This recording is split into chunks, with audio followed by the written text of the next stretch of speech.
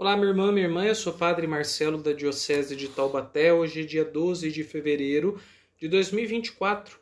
Vamos lembrar o que nós ouvimos ontem na missa, sexto domingo do tempo comum. No Evangelho, Jesus curou um leproso e após essa cura, pediu que ele fosse ao templo ofertar um sacrifício pela sua purificação. Vamos meditar sobre a missa como lugar de um sacrifício de purificação e de louvor para todo cristão. Bora refletir.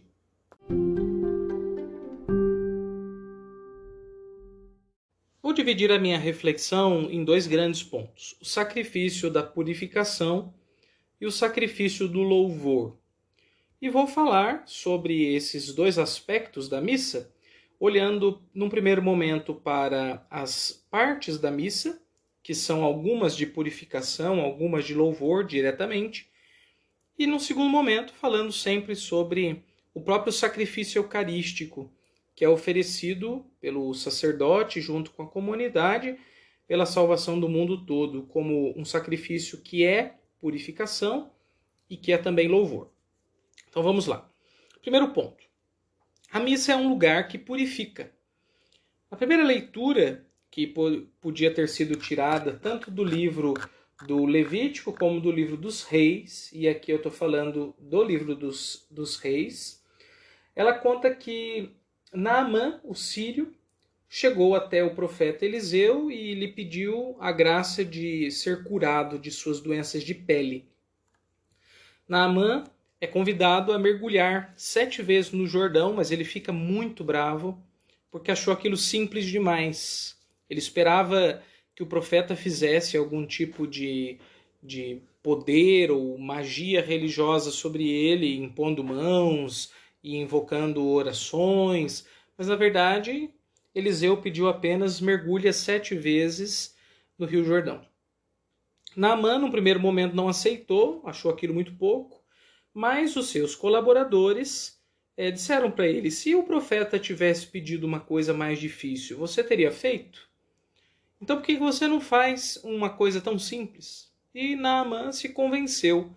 Com esse argumento, voltou, mergulhou aquelas 7 vezes no Jordão e saiu purificado.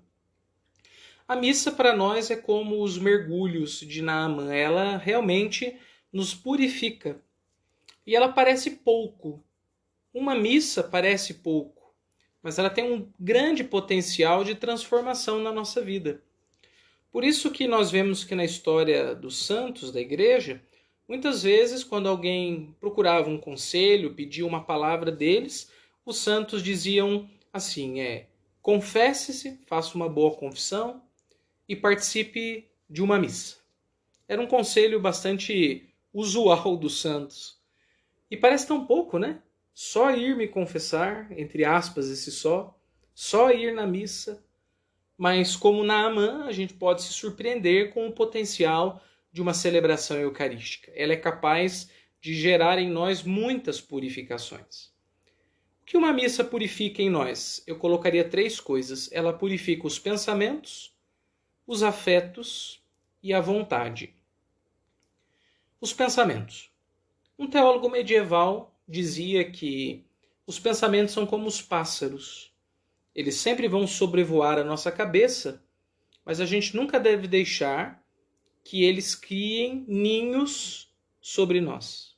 É preciso espantá-los, ainda que eles, de alguma maneira, sempre permaneçam lá por cima, nos rodeando.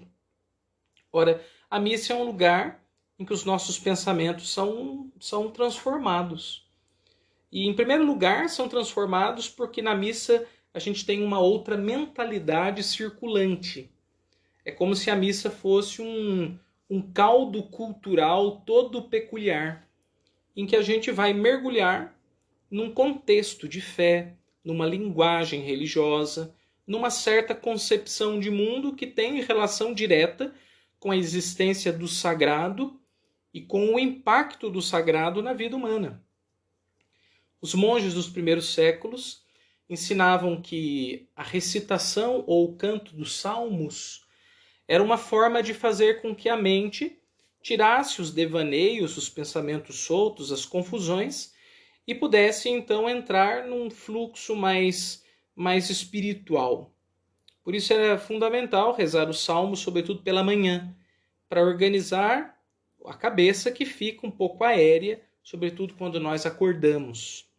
A missa também é o lugar em que nós cantamos não só um salmo, mas também ouvimos as leituras, a pregação do Evangelho que o padre nos faz lá na homilia, as músicas que a gente canta, todas essas palavras da missa, elas nos ajudam a mudar, como diria uma linguagem moderna, o nosso mindset.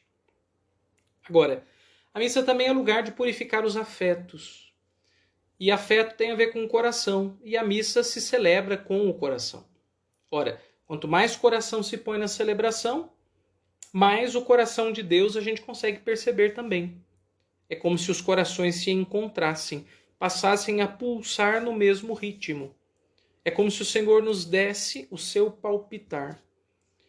E para isso, na missa tem vários momentos em que, de modo mais particular, por conta da oportunidade do próprio rito, em que nós cristãos jogamos o nosso coração em Deus. Como, por exemplo, quando o padre eleva a hóstia, o cálice, na hora do por Cristo e, sobretudo, no momento da comunhão. São momentos muito afetivos. Aliás, religião é um fenômeno que passa muito pelos afetos. Não há fé sem afeto. E a missa é um lugar em que os afetos são reordenados, reorganizados, potencializados por uma experiência do amor de Jesus por nós no Espírito Santo, que abraça o nosso peito. A missa também purifica a nossa vontade. Nossa vontade nem sempre é a vontade de Deus. Mesmo que a gente reze no Pai Nosso, seja feita a vossa vontade assim na terra como no céu. A gente fala isso, mas a gente nem está medindo muitas consequências da nossa fala. Tem que tomar cuidado. Veja que no evangelho de ontem, o leproso disse a Jesus: se queres, tens o poder de curar-me. E Jesus respondeu: eu quero, fica curado. Duas observações nessa fala aqui. Primeira é a de que o homem deixa Jesus exercer o senhorio dele. Ele não obriga Jesus, ele não diz a Jesus: você tem que me curar. E mesmo que ele fosse respeitoso, ele não diz assim: cura-me. Ele diz: se queres, tens o poder de curar-me. Ele deixou que Jesus fizesse o que Jesus quisesse. Ou seja, permitiu a Jesus ser o Senhor e não o servo na vida dele. Porque quando a gente pede uma coisa para Deus, mandando Deus no imperativo, a gente está sendo Senhor e o Senhor está sendo o nosso servo. Mas na verdade, nós somos os filhos, nem servos, mas filhos. E Ele é o nosso Pai e Senhor. Então, purificar a vontade significa, aos poucos, deixar Deus agir com a vontade dele na nossa vida. Isso implica uma grande liberdade de coração e o que Santo Inácio de Loyola chamava de santa indiferença. A indiferença aqui não é aquele sentido negativo de não se preocupar com nada, com ninguém, de ser uma pessoa fria ou uma pessoa apática. Na verdade, a santa indiferença é saber acolher qualquer situação, porque qualquer situação, a pobreza, a riqueza, a saúde, a doença, a facilidade e dificuldade são lugares da experiência de Deus. Ora, quem é capaz disso? Quem está unido à vontade do Senhor. Quem tem o seu desejo, o seu interesse, a sua intenção calibrados no coração do Senhor. Por isso a missa purifica a nossa vontade. Agora, tudo isso são os ritos, né, como eu dizia, e a experiência espiritual. Mas é preciso ressaltar aqui que a própria Eucaristia, ali, o pão oferecido, o vinho oferecido, eles são lugares de purificação para nós. A missa é entendida também como esse sacrifício que vai nos santificando. Nós, como igreja, não somos a comunidade dos santos, mas dos pecadores arrependidos. E que, porque arrependidos, estamos buscando o Senhor cada vez mais.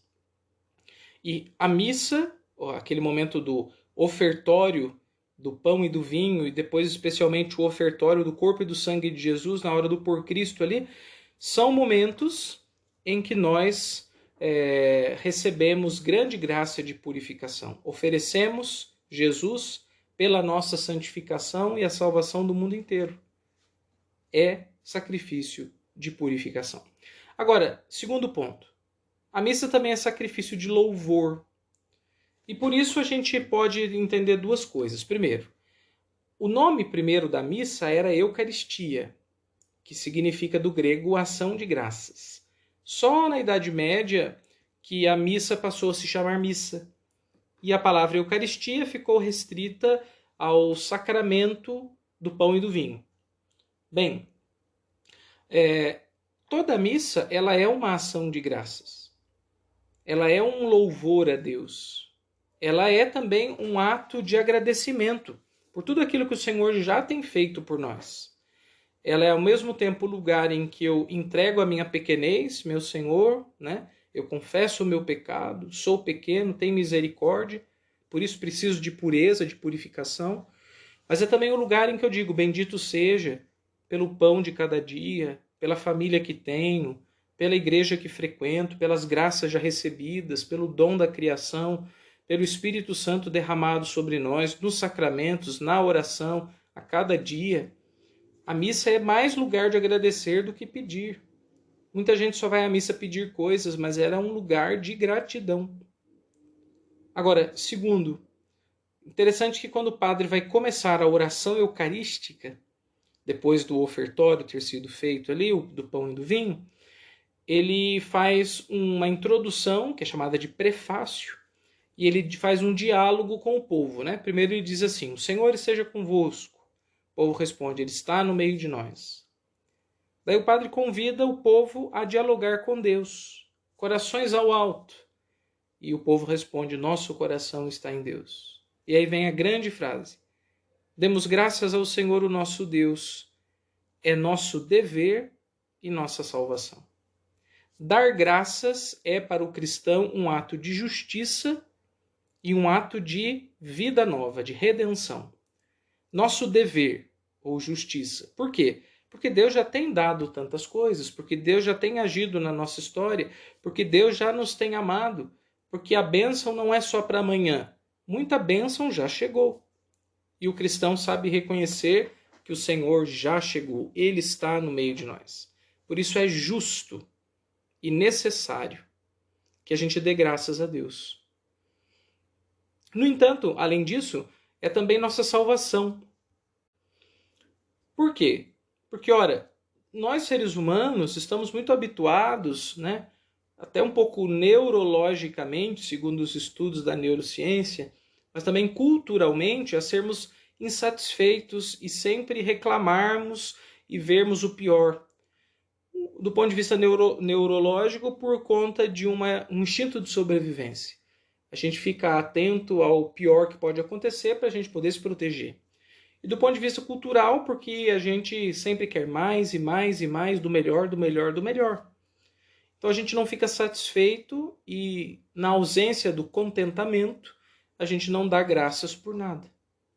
Por isso a missa é um convite para o cristão para converter o seu coração reclamão, azedo, desanimado, descontente, desejante só das maiores coisas, incapaz de aproveitar as pequenas coisas, a aprender a agradecer a Deus por tudo e, sobretudo, por aquilo que já está aí. Por isso, agradecer para o cristão não é só um ato de positividade no olhar, não é só uma forma de otimismo diante da vida, e muito menos caracteriza uma ingenuidade diante dos problemas reais que a gente enfrenta na sociedade. Mas é uma chance de o cristão olhar com o olhar da fé e ver com esperança o potencial que se esconde em todas as coisas. Por isso é salvífico agradecer, porque restaura os meus olhos, restaura o meu coração, porque me ensina a ver, porque me ensina a amar, e inclusive me ensina a descobrir, na realidade, saídas que eu não tinha percebido antes. É dever, mas é também salvação.